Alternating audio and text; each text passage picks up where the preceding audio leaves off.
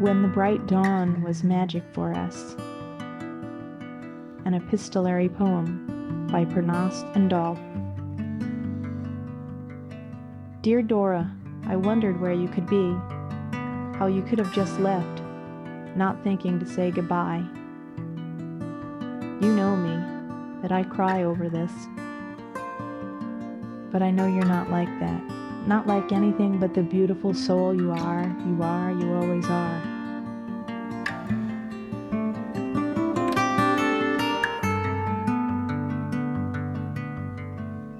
The day I awakened, sun on my face, so warm in my small, lazy bed. The sleepiness still held tightly closed my sore eyes and my pained mind. I opened them, a yawn, soft rubbing fist. This was the best part of days for me.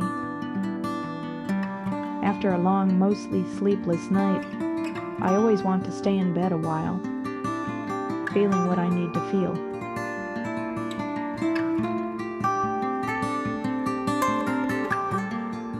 I still grieve Johnny, of course, impatiently staring at the walls like the answers are writ plain there.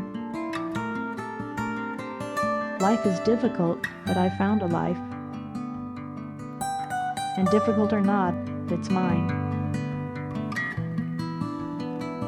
I met a nice guy named Brian, beguiled by his charm and presence. I fell in love.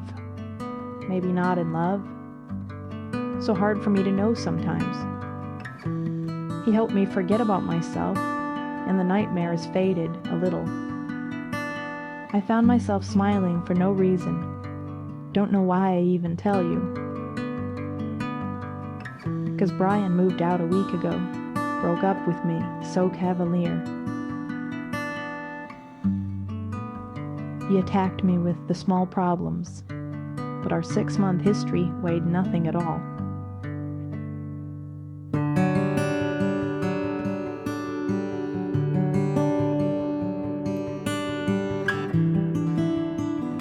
Yes, I'm sure you can see here that I still write in my poetry book. How else to capture darkest thoughts and look for some happier ones? I do seek my happy, so don't laugh. I just try to make pretty things out of my craziness, if nothing else.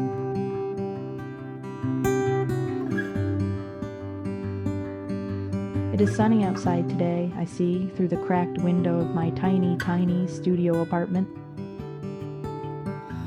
The old joke, I have to step outside just to change my mind, but I thought of that as I dressed myself, standing on ribbons of available floor, around a worn bed and old dresser.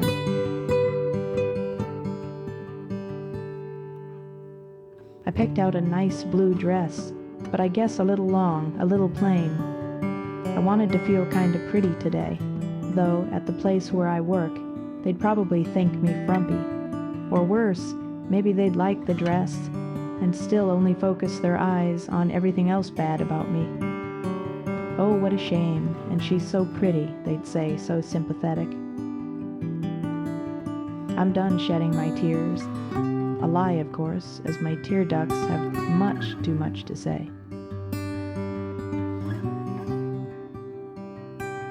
It was early, but I'm rarely hungry, so I grabbed a cup of coffee at a new place I hadn't tried.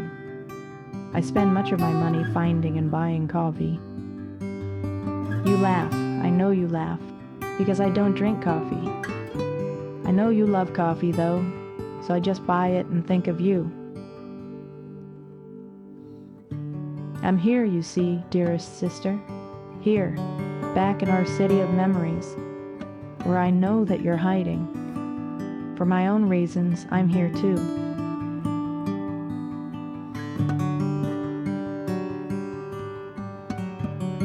Caroline, he called to me, smiling, the manager, the barista, or coffee guy, whatever he was. He mistook me for someone else. I asked if Evan worked there, your Evan, and he said he doesn't. His name, his job were my only clues. I kept looking for you.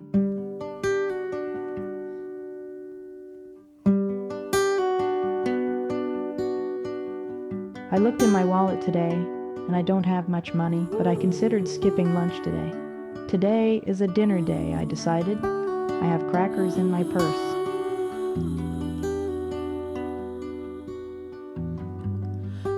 It's a long walk to my job, but it was early. I had time. So I walked west on Congress Street, past the fast food places and little rundown shops and many massage parlors.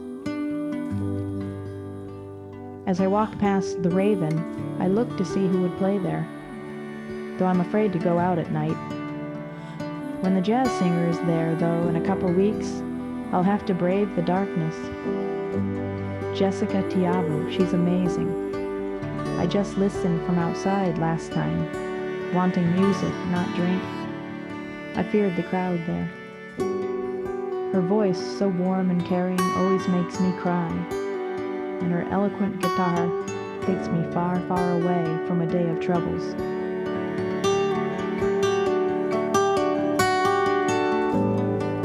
I continued down Congress, well down past the park, past the main entrance gate, and just around the corner, onto Bellevue toward Beggar Row.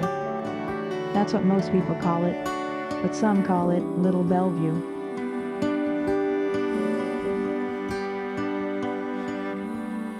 Frank is almost always there. You remember Frank, of course, from when we lived on the street. I half thought you might find him. I don't know what for, but I thought maybe revenge, maybe in desperation.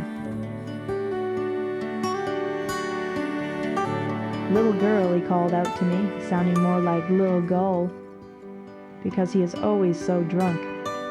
He's fallen on hard times since Jimmy died of a drug overdose, and now he's scrawny, old, and gray. I don't think he'll last long, and that brings tears to my eyes, but not because he deserves to live.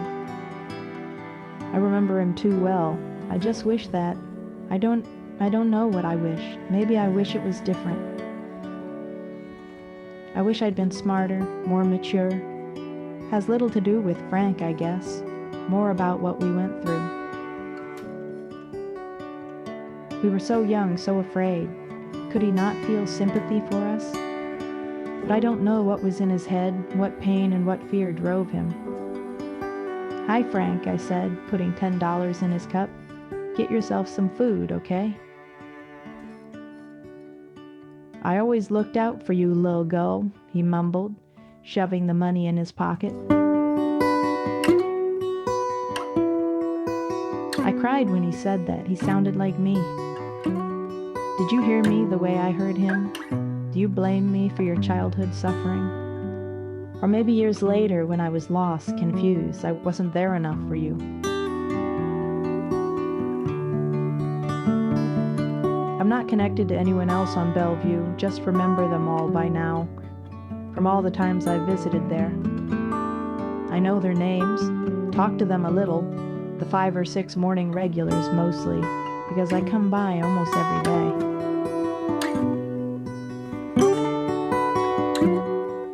There was a new guy, maybe 60 or 65, last on the road today, coughing a lot. I had never seen him before, so I walked up to him to ask his name. He reminded me of my father, who died so long, long ago. Or at least I think he seemed kinda the way Daddy might look today. Tall, thin, graying, with piercing blue eyes. My eyes suddenly began to tear, and I breathed deeply and let it go. I can't be knotted up with my inner sad, seeing my father's face in every nice old man I find.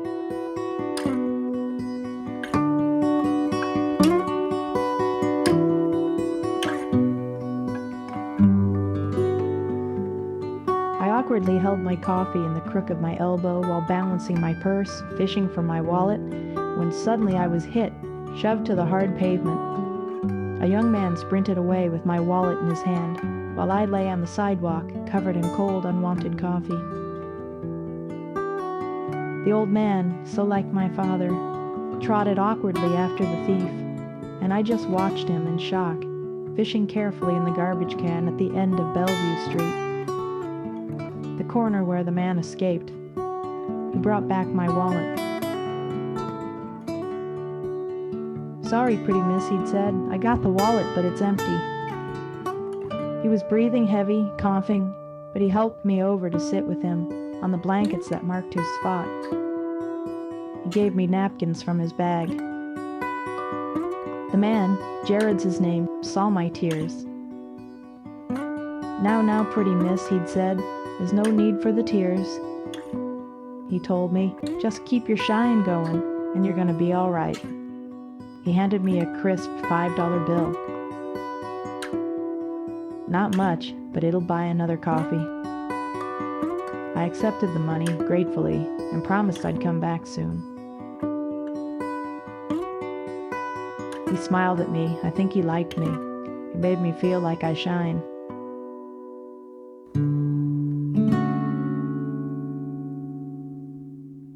I saw a coffee shop just there, a tiny one just across the street. I'd never noticed it before, and I decided to buy another coffee.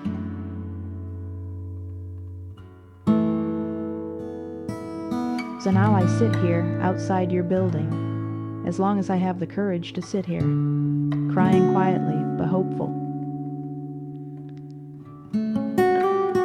I love you for what you were, and for what you can be, and I want to love you now. Part of me wants to go back, wants you to be a little girl again and sit on my lap for stories, and look at me like you used to. We can find our way back to when the bright dawn was magic for us.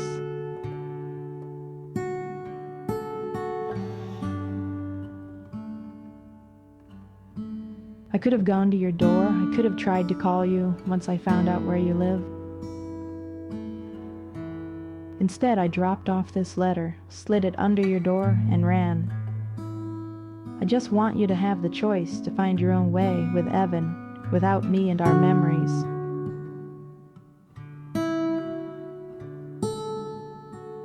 But maybe I think there's room for me too in your life.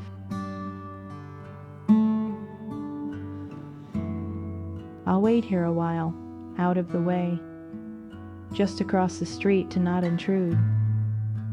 Through the night and into the morning, just hoping, waiting and praying. Preparing myself to be happy and resigned to be sad, dear sister. Love, Annie.